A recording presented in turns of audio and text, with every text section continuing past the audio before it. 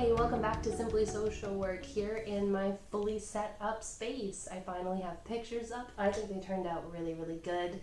It is November, end of November, so that needs to get changed out for a Christmas centerpiece, but otherwise I'm really happy that I actually have a space that looks good, that feels good.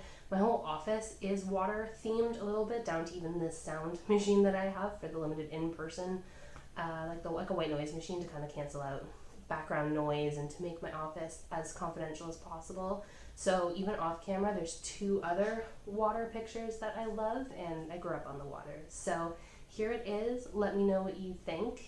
And let's get started for today's episode. So today I'm reviewing a book that sat on my shelf for a long time. The Book of Awesome by Neil Pasricha, and I apologize if I am mispronouncing that name. As with some of my other reviews, this video isn't sponsored or affiliated at all. The book came out in 2010, so like I said, it's definitely not a new thing. But what some people might not know is that it actually started as a blog called 1,000 Awesome Things.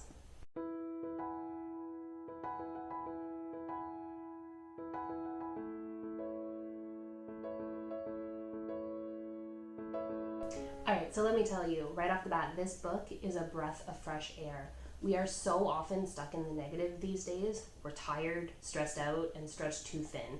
And so it's so easy to slip into autopilot, robotically taking ourselves to and from work, through meals, and sometimes we're so wrapped up in our own struggles that we can even zone out with others. And then what happens? We start to focus on the negative and even go looking for it. And the problem is that the negativity is easy to find. The world is kind of a dumpster fire right now. And if that's what we're assuming is waiting for us, it's there, we're gonna find it. And this isn't to say that you should walk around with rose-colored glasses on. Bad things happen, like I said, and if you have rose-colored glasses on 24/7, red flags can just look like flags. We don't want that. But being positive does have proven benefits to your mental health and overall well-being. Positive thinking has been linked to increased life expectancy, lower rates of depression or general distress, a stronger immune system for things like the common cold, better cardiovascular health, a higher chance of success, improved social life, and a better ability to use healthy coping strategies. So essentially, it can reduce your stress and make you better equipped to cope with when you are stressed.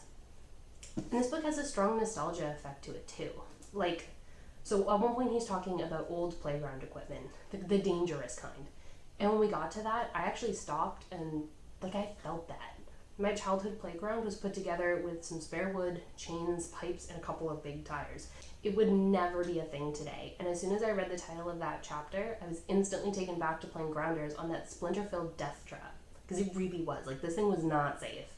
The dads who built it did their best, but I'm pretty sure there were, and still are, many injuries from that thing that who even knows. It was not safe. But it was fun, right? There's so many good memories from my childhood that when it's all sanitized and safe, it's not the same. The experience isn't the same. And so those were good times, and the reminder genuinely brought a grin to my face. And the Book of Awesome is a really good example of gratitude in action. We don't normally stop and appreciate the little things, but there can be so much of it in our daily life. All green lights on the way to work, someone smiling at us as they pass by.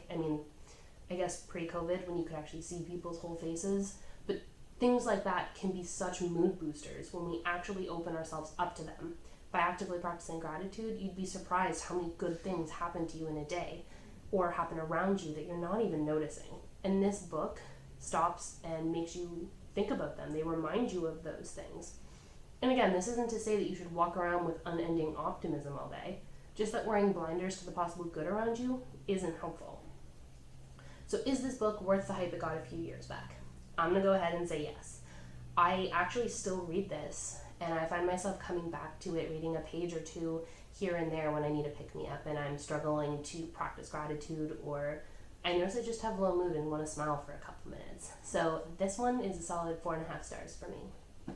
I really hope you found this review interesting or helpful. If you've read this book before, I'd love to hear your thoughts. If you liked it, or if you think I'm totally off the mark with this one, let me know in the comments, and let me know what book you'd like me to review next. Don't forget to subscribe and hit that bell button so you never miss a single one of my videos. And if you enjoyed it, make sure to hit that thumbs up button. Take care, y'all.